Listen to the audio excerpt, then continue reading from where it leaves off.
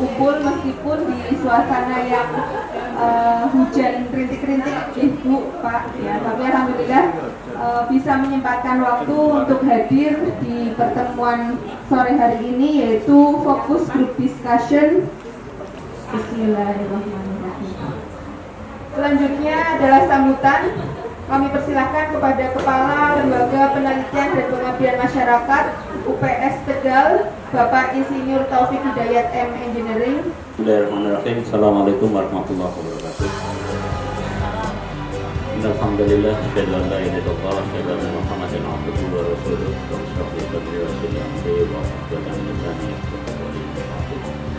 Yang saya hormati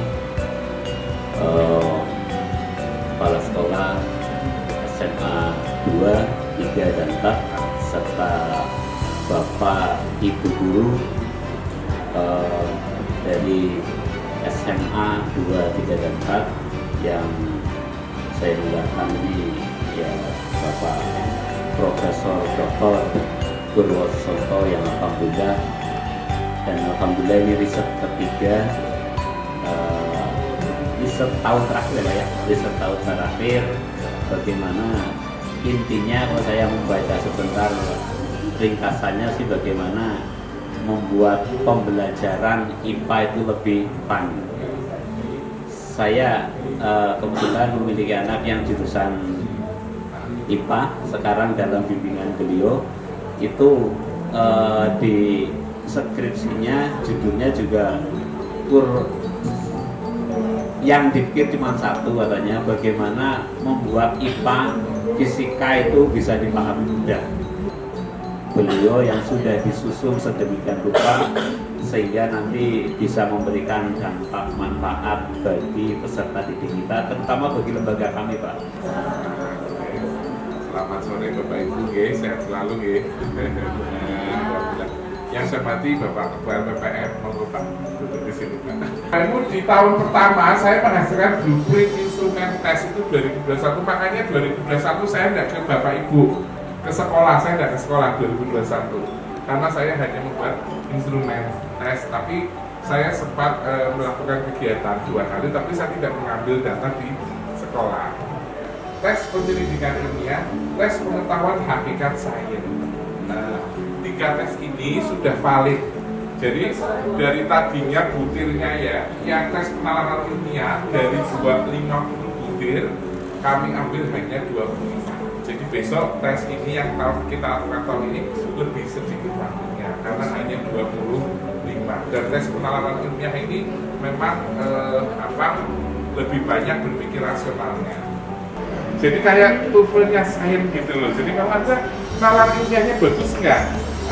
Pengetahuan hakikat sainsnya bagus apa enggak? Terus kemampuan penyelidikan ilmiahnya bagus enggak? Itu pakai ini. Nanti kita pakai grafik dipaparkan, jadi anak-anak habis mengerjakan dia bisa nge-print hasil tesnya gitu. Mudah-mudahan nanti saya dengan tenaga IT bisa dibantu, bisa lebih efektif. Surveinya begitu, survei PISA 2018. Jadi seluruh siswa-siswa kita tuh sekarang kalau lulus semuanya pengen jadi FEB semua, Fakultas Ekonomi dan Bisnis. Saya kalau ketemu mesti mau kuliah di mana, pengen jadi pengusaha Pak. Oh, jadi kuliah di manajemen Pak. Oh, pengen jadi manajer Pak, nggak ada Pak. Saya sampai bingung, saya tuh punya prodi pendidikan IPA tuh apa IPA loh. Saya bawa pendidikan IPA, tapi PPJ Perikanan di bawah pengawasan pendidikan IPA. Jadi leading sektornya tetap pendidikan IPA ya, pendidikan IPA tetap leading sektornya. Jadi matur nuwun Bapak Ibu, terima kasih ya, saya nggak bisa ngomong apa-apa, hanya berkali-kali terima kasih pada Bapak Ibu yang selama 5 tahun ini usaha kami, artinya sebagai imbalan dari kami melakukan program juga ke Bapak Ibu dengan tanpa biaya begitu. Matur nuwun, selanjutnya kami mohon kepada Ibu Kepala Sekolah SMA 2 dan Bapak Kepala SMA 3 untuk sharing tentang program literasi di sekolahnya masing-masing. Matur nuwun, assalamualaikum warahmatullahi wabarakatuh. Assalamualaikum warahmatullahi wabarakatuh. Selamat sore Bapak Ibu. Sharing saja, namun sebelum saya menyampaikan ini, program yang disampaikan atau yang dibuat Pak Purwo jalan 4 tahun ini ya. 4 tahun ini sedikit banyak memberikan kontribusi baik pada Bapak Ibu guru IPA. Karena beberapa penelitiannya memberikan memberikan dorongan untuk guru-guru mapel kita semakin bergerak naik. Ini merupakan hal yang positif yang kami rasakan itu. Walaupun sebenarnya saya pengen merespon ya semua hasil-hasil penelitian yang dilakukan Pak Purwo, hasilnya kami minta ini sebagai bentuk bentuk feedback ke kami. Sebenarnya anak-anak kita itu di kemampuan posisi mana, dan itu harapannya nanti kalau kita sudah tahu posisi anak-anak di literasi numerasinya itu di posisi mana, kami bisa melakukan treatment yang bisa mendukung ke arah numerasi walaupun berapa persen sebelum belajar. Karena masuknya ke perguruan tinggi itu mapel itu orang anggo ternyata ya, tapi bagaimana anak-anak ini terlatih dengan mengajarkan soal-soal yang numerasi, di mana numerasi ini lebih bersifat logika ya, penalaran logika. Nah kadang-kadang anak aku tesnya orang nganggo mapel DP, padahal mereka nggak nyadar ketika belajar fisika, kimia mereka sedang dilatih penalaran.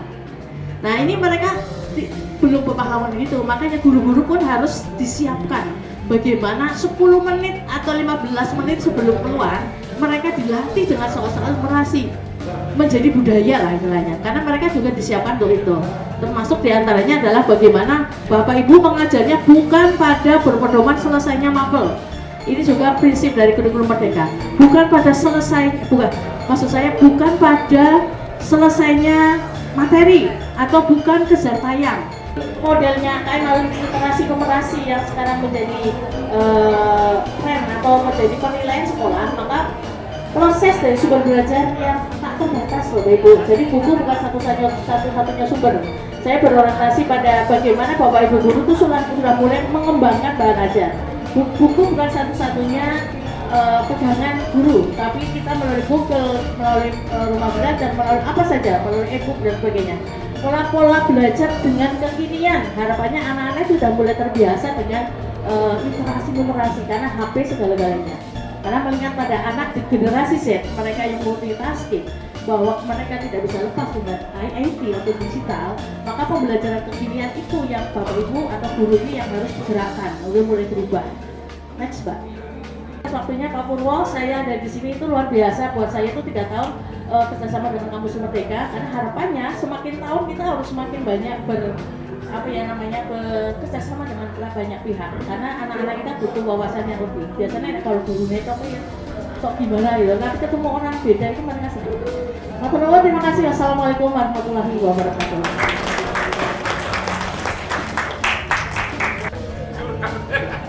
Assalamualaikum warahmatullahi wabarakatuh. Sehingga bisa mengikuti kegiatan program penelitian yang dilakukan oleh UPS yang dalam hal ini oleh Bapak Purwo Susongko bersama dengan tim. Inilah yang menjadi keberitahuan menurut keprihatinan dari Profesor ini ya, untuk sekolah-sekolah khususnya yang ada di lingkungan Kota Tegal, dalam hal ini SL3 dan SL2 ini yang menjadi bidang penelitiannya. Ya, kembali ke literasi ya.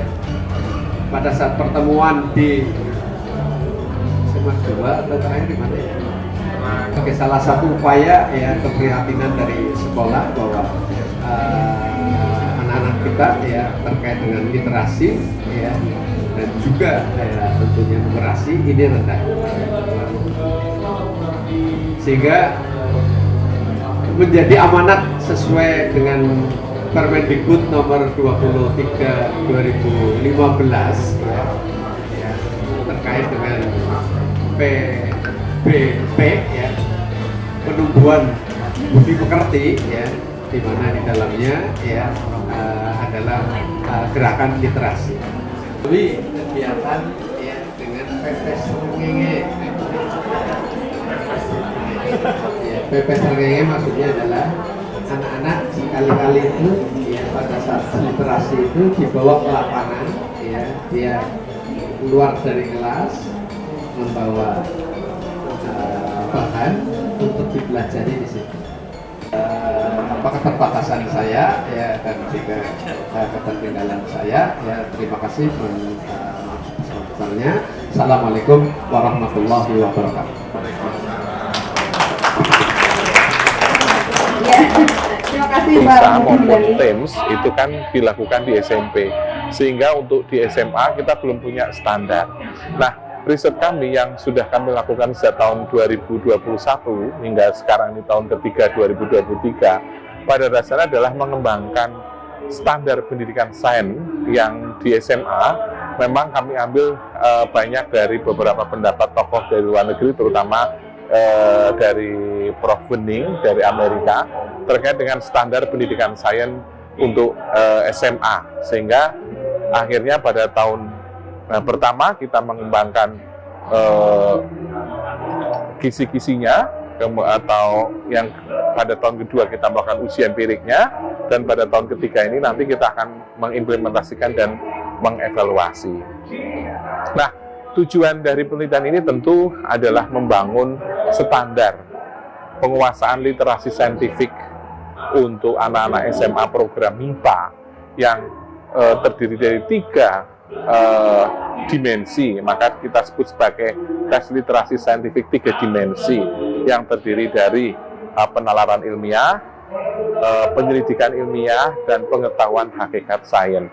Kami bermaksud bahwa dengan ada standarisasi di SMA ini, maka pendidikan sains itu akan mudah terukur ketercapaiannya, terutama terkait dengan penguasaan literasi yang spesifik khusus untuk anak-anak MIPA.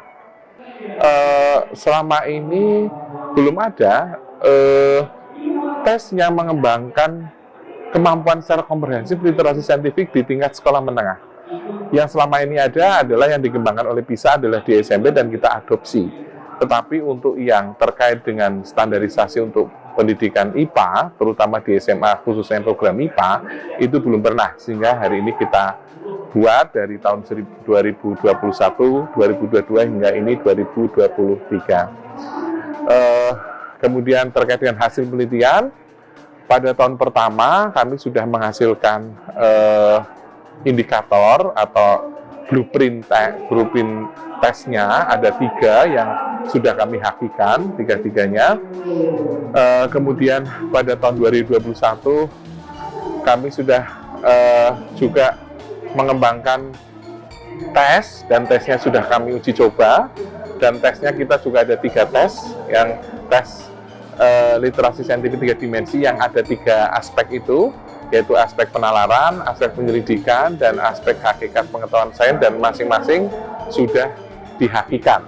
Jadi pada tahun pertama kita menghakikan 3 haki ya, yang terkait dengan blueprintnya, dan tahun kedua kita juga sudah memiliki 3 haki terkait dengan tesnya. Kemudian luarannya juga pada tahun 2021 kami sudah menghasilkan 1 artikel di ICOSET. Kami mengikuti International Conference on Science Education, dan pada bulan Desember 2022 sudah publis 1 artikel yang terindeks Scopus. Kemudian untuk tahun 2023 ini nanti mudah-mudahan di awal April kita juga akan, atau mungkin di akhir April ini kita juga kemarin sudah jurnal tentang NOS, yaitu terkait dengan Nature of Science atau terkait dengan hakikat sains, ini juga sudah diaccepted oleh jurnal di PGOGOG, jurnal yang terindeks Scopus Q4 ya. Mudah-mudahan nanti akhir April 2023 ini publish. Kemudian ada 2 jurnal yang sedang under review terkait dengan penyelidikan ilmiah maupun terkait dengan penalaran ilmiah.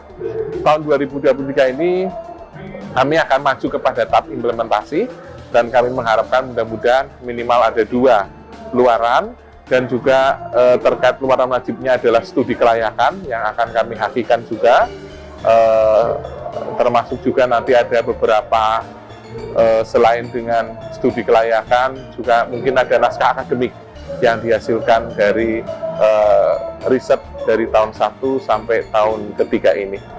Terima kasih atas dukungan, dan kami mengucapkan terima kasih kepada Kementerian Pendidikan dan Kebudayaan, Riset dan Teknologi yang membiayai penelitian ini dari tahun 2001, 2022 hingga 2023. Dan saya hari ini melaksanakan focus group discussion untuk mengawali penelitian di tahun 2023. Terima kasih.